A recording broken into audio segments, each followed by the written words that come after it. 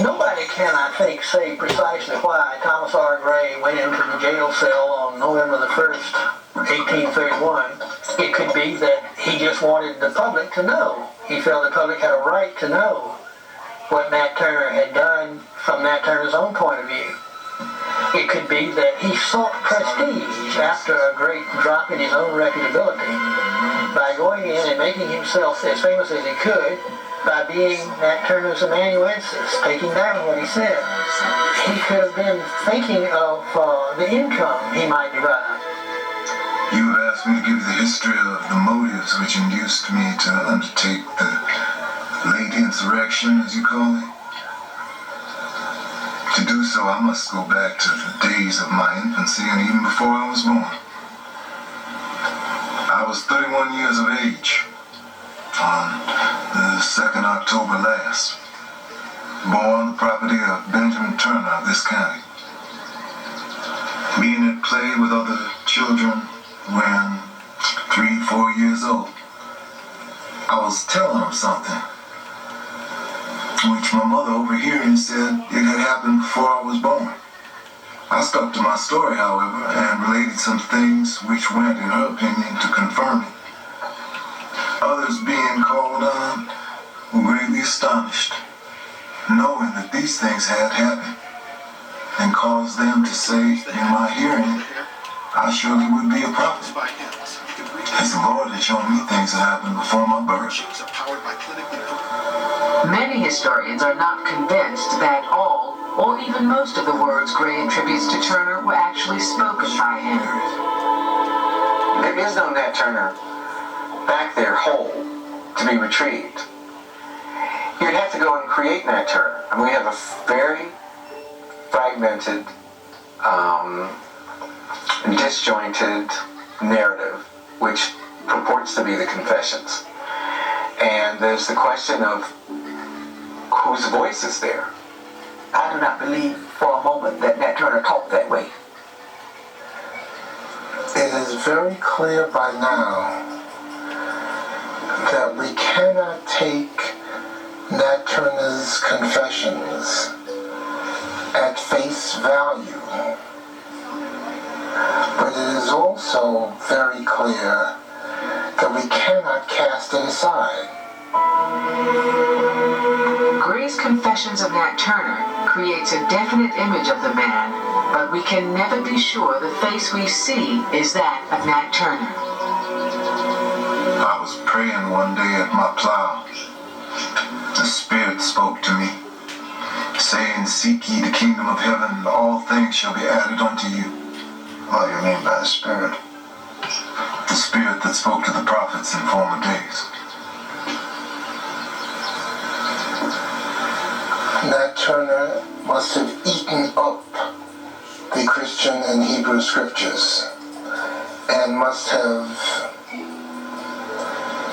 begun to feel and see and sense himself as the embodiment of these. The thunder rolled in the heavens, and blood flowed in streams.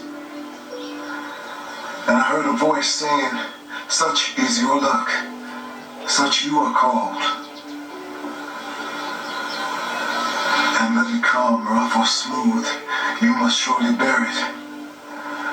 While laboring in the field, I discovered drops of blood on the corn, as though it were dew from heaven, and communicated it to many, both white and black in the neighborhood. And I then found on the leaves in the woods hieroglyphic characters and numbers with the forms of men in different attitudes portrayed in blood and representing figures I had seen before in the heavens. And on the 12th of May, 1828, I heard a loud noise in the heavens, and the Spirit instantly appeared to me and said that the serpent was loosened, and that Christ had laid down the yoke he had borne for the sins of man, and that I should take it on and fight against the serpent. For the time was fast approaching when the first should be last, and the last should be first. Do not find yourself mistaken now. Was not Christ crucified? Was not Christ crucified? That's an astonishing statement by a man who's chained to the wall. You're going to be hanged the next day. And he's told that all your comrades are hanged, that your wife has been sold south, that you will be hanged tomorrow. And he stands up from the cut and he says, was not Christ crucified?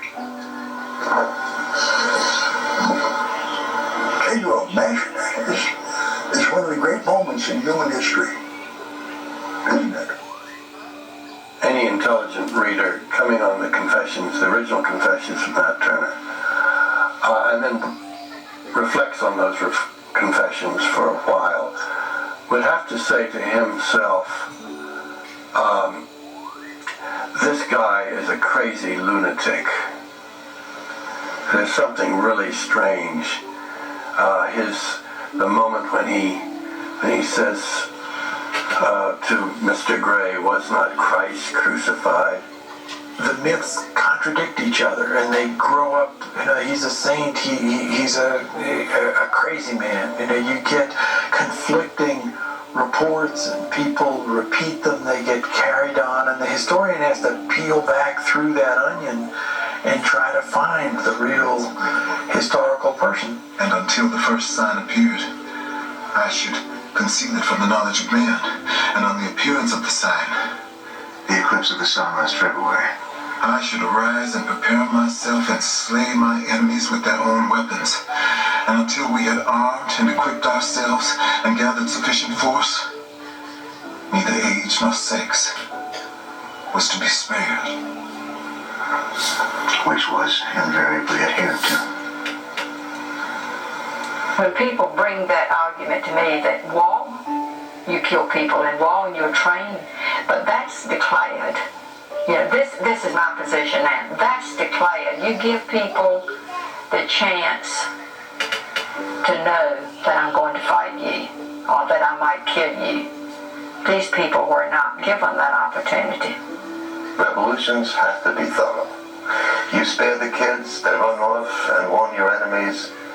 If you're gonna take that road, you better make up your mind to take it to the end. That is the horror of the thing. I mean, it's all well and good to say that these killings came out of rage. I don't doubt that to a certain extent they did, but the real horror is that even if they hadn't, matters would have probably taken the same course.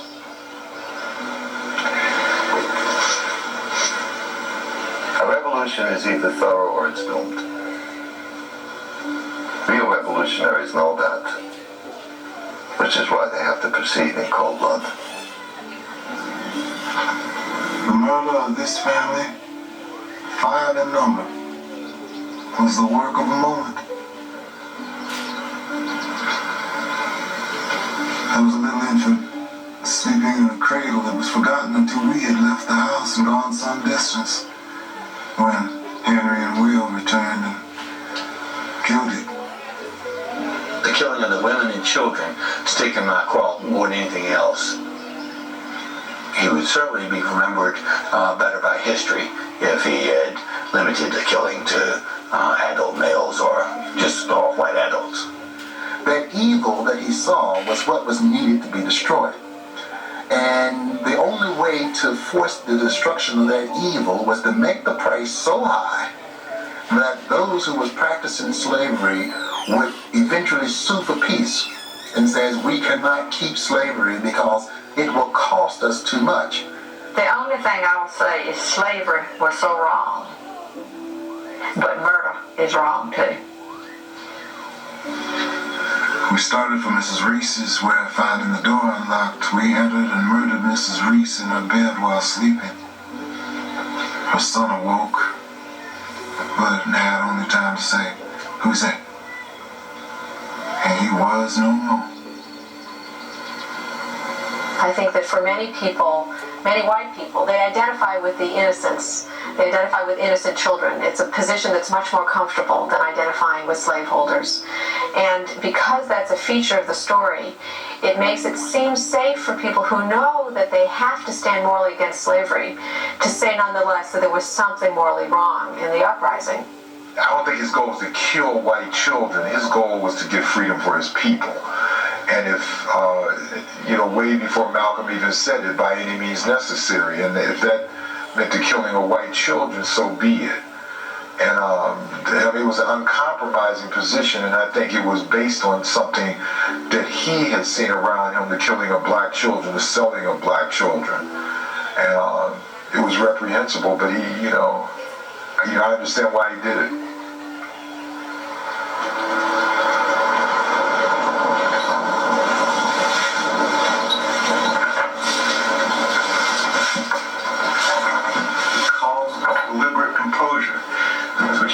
His late deeds, and I captured the expression on his fiend-like face when excited by enthusiasm, still bearing the stains of the blood of helpless innocents about him. Clothed in rags, wrapped in chains, yet daring to raise his manacled hands to heaven with a spirit soaring above the attributes of man. I looked on him and my blood curdled in my veins. Complete fanatic. My plays his part much admirably.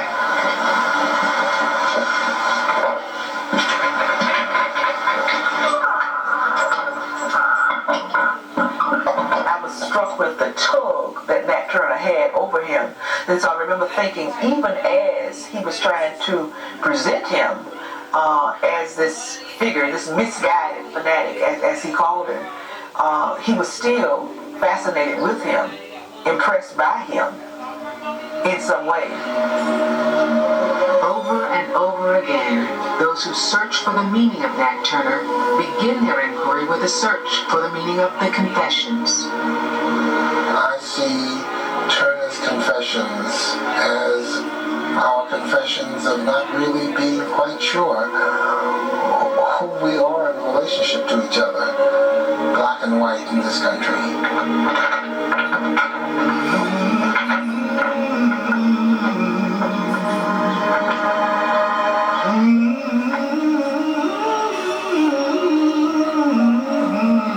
We know very little about the hanging of Nat Turner.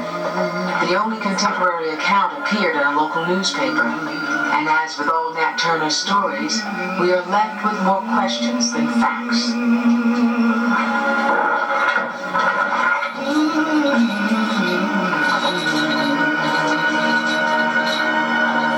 The record about Nat Turner is so ambiguous. We have so few facts, and yet he's at the center of such an enormous controversy that there's room for lots of different interpretations. In 1852, Harriet Beecher Stowe created a national debate on the morality of slavery with her novel Uncle Tom's Cabin. When she published Dread, A Tale of the Dismal Swamp in 1856, with the title character closely based on the historical Nat Turner, she confronted the question of ending slavery by violent means.